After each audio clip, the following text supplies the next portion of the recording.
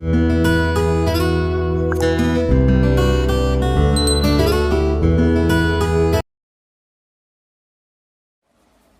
दोस्तों, class 10th के chapter number 1 chemical reaction and equation में आप सभी का हार्दिक स्वागत है। हम लोगों ने पिछले कुछ वीडियो लेक्चर में देखा क्लास 10th के इस चैप्टर का शॉर्ट इंट्रोडक्शन, क्रियाकलाप और साथ ही साथ समीकरण को संतुलित करने की विधि। आज के इस वीडियो लेक्चर में हम लोग सॉल्व करेंगे उन्हीं पिछले वीडियो पर आधारित कुछ प्रैक्टिस एक्सरसाइज। तो हमारे पास पहला क्वेश्चन है कि वायु में जलाने से पहले मैग्नीशियम रिबन को साफ क्यों किया जाता है। वीडियो लेक्चर नंबर 2 में हम लोगों ने एक क्रियाकलाप किया था जिसमें हम लोगों ने मैग्नीशियम रिबन को रेगमाल से साफ करके जलाया था, जिसके बाद हमारे पास एक यौगिक प्राप्त हुआ था मैग्नीशियम ऑक्साइड। तो दोस्तों, हम लोगों ने इसको रेगमाल से साफ क्यों किया था।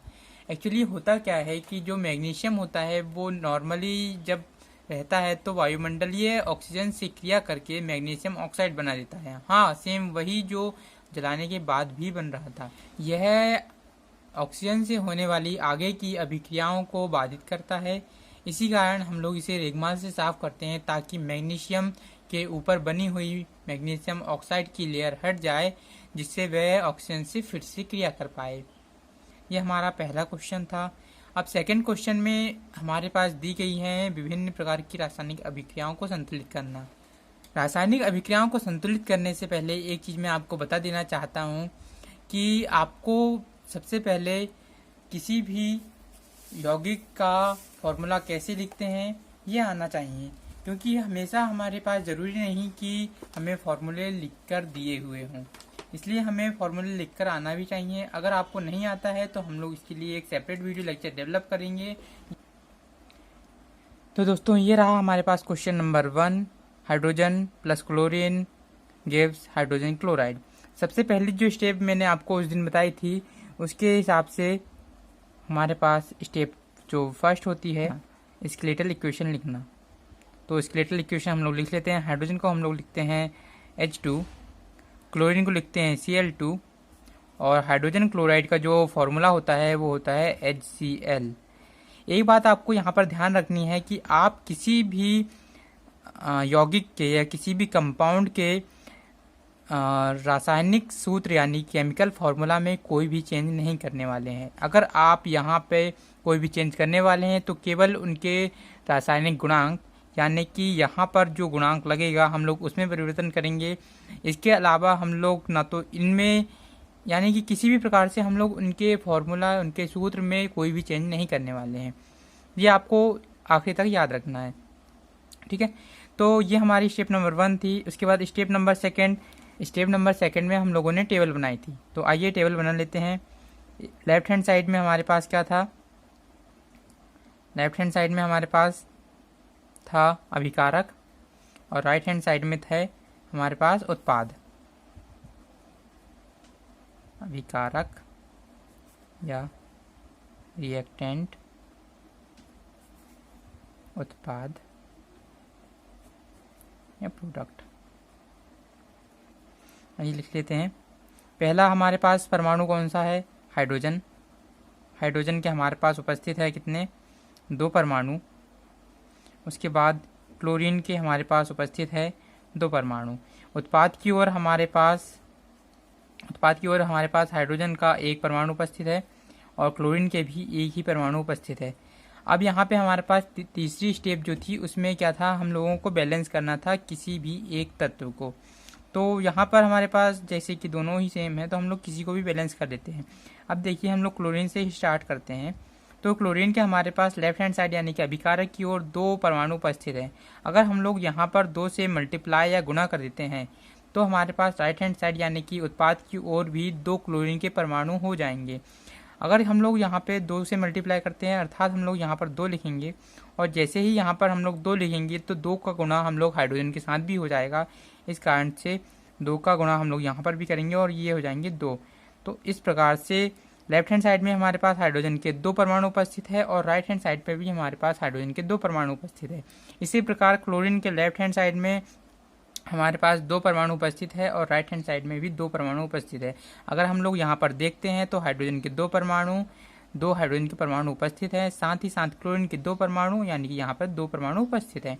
इस प्रकार ये केमिकल रिएक्शन या ये केमिकल इक्वेशन हमारी बैलेंस हो चुकी है। तो आइए बढ़ते हैं दूसरे क्वेश्चन की तरफ। Question number 2। तो ये रहा क्वेश्चन नंबर 2। बेरियम क्लोराइड की रिएक्शन हो रही है एल्यूमिनियम सल्फेट के साथ, और ये दोनों मिलकर दे रहे हैं बेरियम सल्फेट और एल्यूमिनियम क्लोराइड।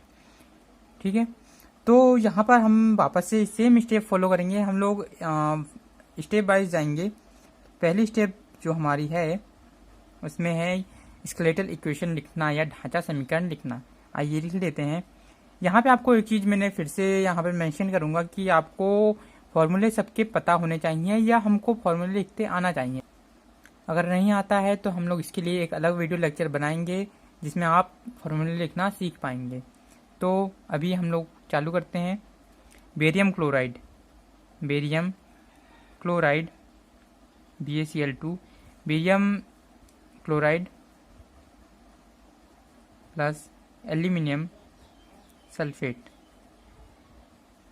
बेरियम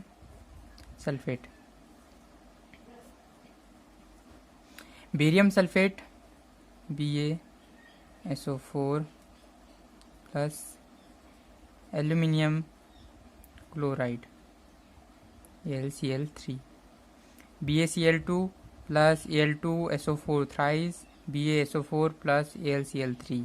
इसके बाद जो नेक्स्ट स्टेप हमारे पास है वो है टेबल बनाना। तो आइए टेबल बना लेते हैं। Step number 2। वही लेफ्ट हैंड साइड यानी कि अभिकारक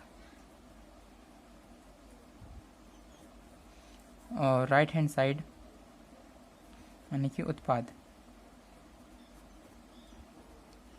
तो हमारे पास जो लेफ्ट हैंड साइड है यानी कि अभिकारक की साइड हमारे पास बेरियम का 1 परमाणु उपस्थित है, क्लोरीन के 2 परमाणु उपस्थित हैं, एल्यूमिनियम के भी 2 परमाणु उपस्थित हैं, और SO4 को हम लोग साथ में लिखेंगे क्योंकि SO4 में भी कोई चेंज नहीं होने वाला, इसलिए हम लोग SO4 को साथ में लिखेंगे। तो हम 3 SO4 यहाँ लिख देते हैं। अब राइट हैंड साइड की अगर हम लोग बात करें तो बेरियम के हमारे पास 1 परमाणु उपस्थित हैं, क्लोरीन का हमारे पास 3 परमाणु उपस्थित हैं, एल्यूमिनियम के हमारे पास 1 परमाणु उपस्थित हैं, और SO4 हमारे पास केवल एक ही प्रेजेंट है।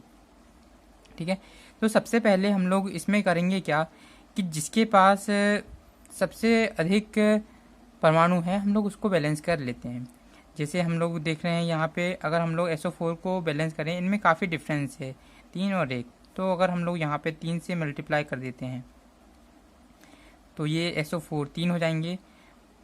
जाकर हम लोग इधर भी मल्टीप्लाई करेंगे तो 3 BaSO4 3 BaSO4। जब हम लोग 3 का यहाँ पे मल्टीप्लाई करते हैं तो 3 का गुणा Ba के साथ भी हो जाता है, और ये Ba के साथ 3 का मल्टीप्लाई हुआ तो ये 3 Ba हो गए और यहाँ पर 3।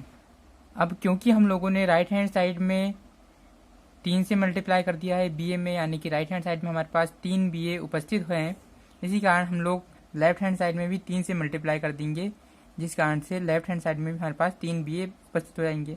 अब इन 3 का क्योंकि यहाँ पर 3 से मल्टीप्लाई हो चुका है इसलिए हम लोग यहाँ पर 3 से मल्टीप्लाई कर देंगे। अब जैसे ही यहाँ पर 3 से मल्टीप्लाई होता है तो 3 का गुणा साथ साथ में Cl2 यानी कि Cl2 से भी हो जाएगा, तो यहाँ पर हम लोग 3 से गुणा कर देते हैं तो ये हो जाएंगे 3 दूनी 6 Cl। अब हमारे पास लेफ्ट हैंड साइड में 6 Cl हो गए हैं यानी कि 6 क्लोरीन के परमाणु हो गए हैं, तो हम लोग राइट हैंड साइड में भी इसको बैलेंस करने की कोशिश करेंगे और हम लोग यहाँ पर 2 से मल्टीप्लाई करेंगे। जैसे ही यहाँ पर 2 से मल्टीप्लाई करेंगे तो हम लोग जो Cl के साथ वाला यौगिक है उसमें भी हम लोग 2 का मल्टीप्लाई कर देंगे यानी कि 2 AlCl3।